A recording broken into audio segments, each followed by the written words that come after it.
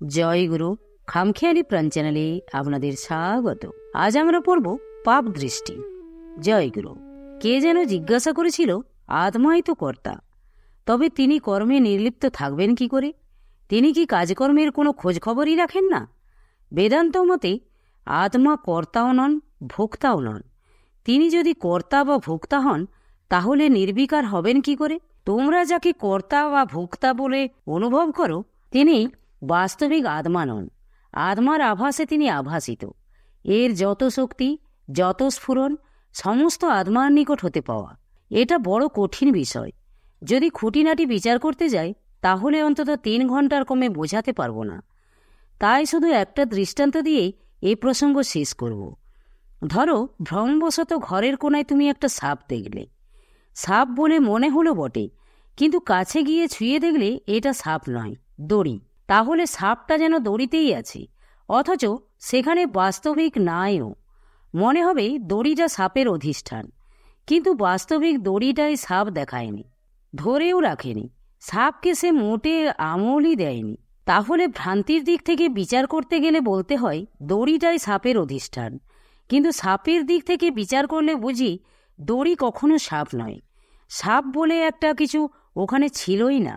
আমাদের বুদ্ধি হচ্ছে সমস্ত যুক্তি বিচারের মূল, অথচ বুদ্ধি ভ্রান্ত। বুদ্ধির দিক থেকে বিচার করলে মনে হবে যেন তোমার সমস্ত কর্মের অধিষ্ঠান তোমার জীবনের প্রাণের শক্তির মূল। সাধারণ বুদ্ধিতে বা সংসার দৃষ্টিতে দেখতে গেলে মনে হবে আত্মাই যেন সমস্ত কর্মের অধিষ্ঠান, কিন্তু সত্য দৃষ্টিতে দেখতে পাবে আত্মা কখনো দেহ, মন, বুদ্ধির ধারক, পোষক বা কর্তাভোক্তা নন। মোট কথা এইটুকু জেনে রাখো যে এ বিষয়ে 2টি প্রেক্ষাভূমি রয়েছে। একদিক থেকে দেখলে আত্মাই সব করছেন, আবার আরেক দিক থেকে দেখলে আত্মা শুদ্ধ স্বভাব, তিনি কোনো দিন কিছু করেননি। তারপর উপলব্ধির পক্ষে যে সমস্ত বাধা রয়েছে সেইগুলি দিয়ে বিচার করা যাক। অবশ্য কয়দিন ধরেই এ সমস্ত আলোচনা চলছে। আজ রাম তোমাদের কাছে উপলব্ধির পথে সবচেয়ে বড় বাধার কথা বলবেন। এ হচ্ছে সমালোচনা। বাইরের সমালোচনাও বটে, ভিতরের সমালোচনাও বটে। আগে বাইরের সমালোচনার কথা ধরা যাক। দেখা যাক কারু কারু পরের সমালোচনা করার একটা কুৎসিত অথচ প্রচণ্ড অভ্যাস রয়েছে। কিন্তু এ কথা ঠিক জানবে, যতক্ষণ পর্যন্ত পরের দোষ দেখবার বা পরকে বিচার করবার প্রবৃত্তি থাকবে, যতক্ষণ পর্যন্ত মানুষের কালোর দিকটাই দেখবে, আলোর দিকটা দেখতে পাবে না, ততক্ষণ পর্যন্ত ভগবত দর্শন হওয়া দুর্ঘট। ধরো, ছোট একটা ছেলে, ওর মাঝে চুরির প্রবৃত্তি নাই। ওর সামনে চোর এসে যদি ঘরে ঢোকে, তাহলে স্বচ্ছন্দে চুরি করতে পারবে। কেননা শিশুর ভেতরে চোর নাই বলে বাইরেও কোথাও চোর নাই। কাজে যখন বাইরে চোর ধরবার জন্য আড়ি পাতে, তখন বুঝতে পারো না যে তোমার ভিতরেই চোরকে লুকিয়ে রাখছো। যখন অপরের খুঁত খুঁজে বেড়াও, তখন নিজের মাঝেও সে খুঁতগুলো ডেকে আনো। যখন বন্দুক ছোড়ো, তখন গুলিটা অপরের গায়ে লাগে বটে, কিন্তু সঙ্গে সঙ্গে প্রতিক্রিয়াও হয়। বন্দুকটা উল্টে তোমাকেও একটা ধাক্কা দেয়, তোমাকেও একটু পিছু হেঁটে আসতে হয়। যখন অপরের দোষ ধরতে যাও, তখন সে দোষ নিজের মাঝেও কিছু ঢুকে যায়। কেননা এই হচ্ছে আইন। অপরের দোষ না ঘাটলে শুধু যে তারাই বেঁচে যায় তা নয়, তুমিও বেঁচে যাও। এইসব দোষদর্শী সমালোচকের মক্ষিকা স্বভাব তোমাকে ছাড়তেই হবে। হ্যাঁ, পরের নাকের ডগায় তেলটিতে নজর দেওয়া খুবই সোজা। কেবল নিজের গালের আপটিই না চোখে পড়ে না। সর্বদা স্মরণ রেখো, যে সমস্ত চিন্তায় ঈর্ষা, সমালোচনা, দোষ দর্শনের লেশমাত্র সংস্রব রয়েছে, সেই সমস্ত চিন্তা যখন জগতে ছড়িয়ে দাও, তখন নিজের মাঝেও ওই সব আপদই ডেকে আনো। পরের নাকে তিলটি বসাতে গেলে নিজের গালে আপটি বসবে এসে।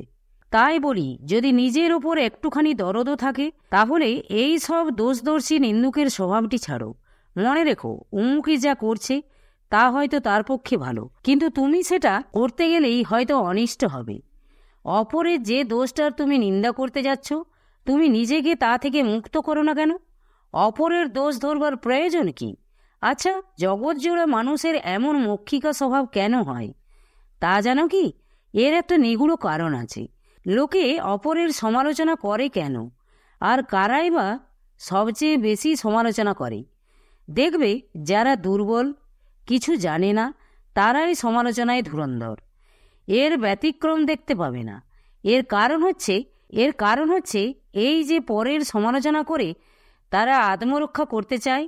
পশুসুলভ আত্মরক্ষার প্রেরণায় সমালোচনার আকারে ফুটে ওঠে। একজন দেখল অমুকে যে কাজটা করছে, সে যদি তা করতে যেত তাহলে তার ক্ষতি হয়, কাজেই কাজটার উপর তার ঘৃণা জন্মে যায়। ও কাজটাকে তার ঘৃণা করতেই হবে, তা না হলে সে নিজেই হয়তো ওটা না করে পারবে না। সামনে না চললে তার গায়েও ছিট লাগবে এসে। কাজটা ছিল সংক্রামক, কাজেই যে ব্যক্তির স্পর্শদোষের ভয় আছে, অপরের নিন্দা করে নিজে নিরাপদ থাকতে চায়, সে ভাবে যতক্ষণ সে ভাইয়ের নিন্দা করবে ততক্ষণ তার কিছু হবে না। কিন্তু এ হচ্ছে সমালোচনার উজ্জ্বল দিক। এতে প্রমাণ হয় আধ্যাত্মিক উন্নতির বিশেষ বিশেষ স্তরে দোষ দর্শন প্রবৃত্তি নিতান্ত প্রয়োজন। কিন্তু এমনতর আধ্যাত্মিক উন্নতির গরজটাই হচ্ছে এই যে ওই সর্বদুর্বল চিত্রনিন্দুকেরা গোড়াতেই এই ভুল করে বসে যে মানুষের দোষটাকে খারাপ চোখে না দেখে মানুষটাকেই তারা ঘৃণা করতে শুরু করে। অমুক ভুল ত্রুটি সমালোচনা করতে পারো, অমুক কাজের বা কথার সমালোচনা করতে পারো, অমুকের কুৎসিত মনোবৃত্তির সমালোচনা করতে পারো, কিন্তু তা বলে সে লোকটাকে ঘৃণা করবার তোমার কি অধিকার আছে? একটা পুরানো কথা আছে, পাপকে ঘৃণা করো কিন্তু পাপীকে ঘৃণা করো না।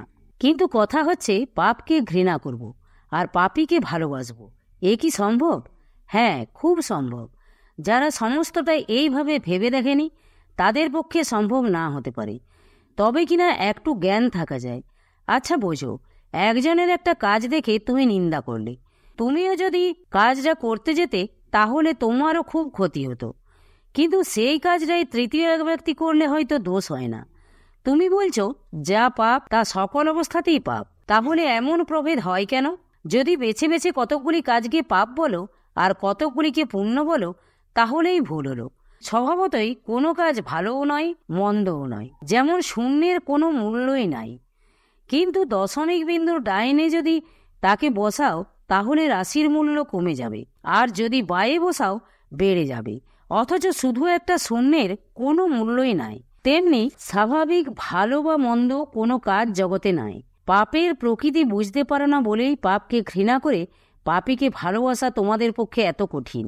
মানুষ যখন নিজের দেহটা আর বিষয় আশয় নিয়ে মজে যায়, তখন যেমন ভগবানকেও একটা যা তা মানুষের মতো বানিয়ে বসে, কিন্তু অসভ্যেরা যেমন ইটপাটকেলকেও দেবতা বানিয়ে পূজা করে, তেমনি মানুষ মোহে আচ্ছন্ন বলেই কতকগুলি কাজকে ফাঁপিয়ে মানুষের সমান করে তোলে।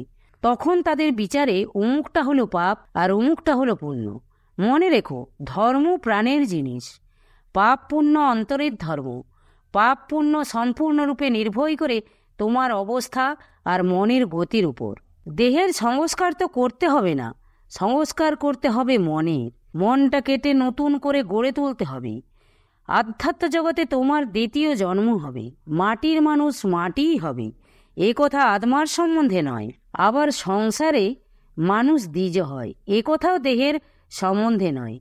মনে করো তোমাদের বাড়ির খোকা এখনো মায়ের দুধ খায়, তাহলে এই ধাড়ি বয়সে তোমার মায়ের দুধ খেতে যাওয়াটা শোভা পায় কি? না। তোমার মতো জোয়ান মরদ যদি বাড়িতে থেকে মায়ের দুধ খেতে চায় তাহলে চলে না।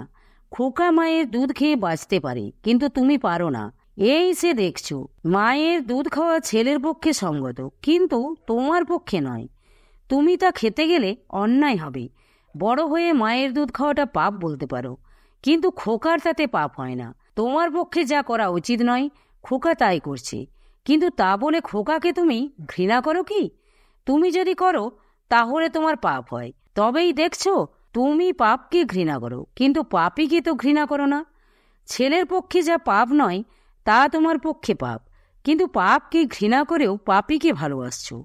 ও কাজটা তোমার দিক থেকেই পাপ, ছেলের দিক থেকে নয়। কাজে মনে রেখো, জগতে সমস্ত পাপের সম্বন্ধে এই এক কথা, যা করলে তোমার ক্ষতি হয় এমন কাজকে মহাপাপ বলো। প্রাণপণে সে কাজকে ঘৃণা করো, কিন্তু তা বলে অপরে যদি সে কাজ করে তাহলে তাকে যেন ঘৃণা করো না।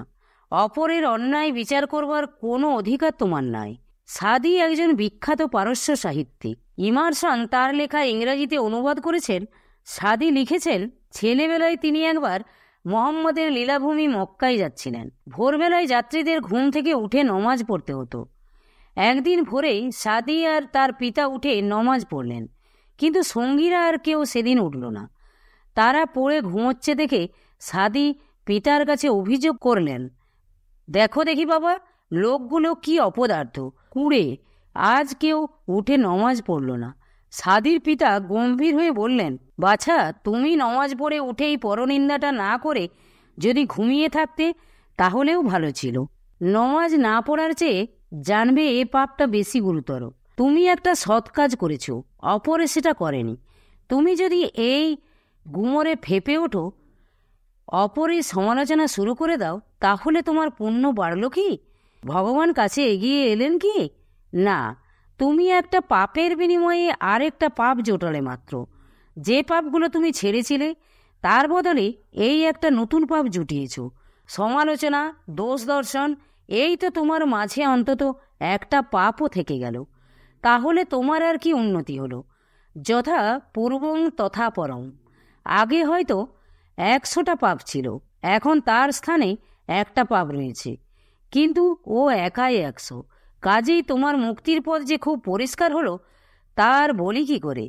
জগৎশুদ্ধ লোক যদি এই সমালোচনা প্রবৃত্তিটাকে একটা জঘন্য পাপ বলে ধারণা করে থাকে, তাহলে সেটা তাদেরই দোষ।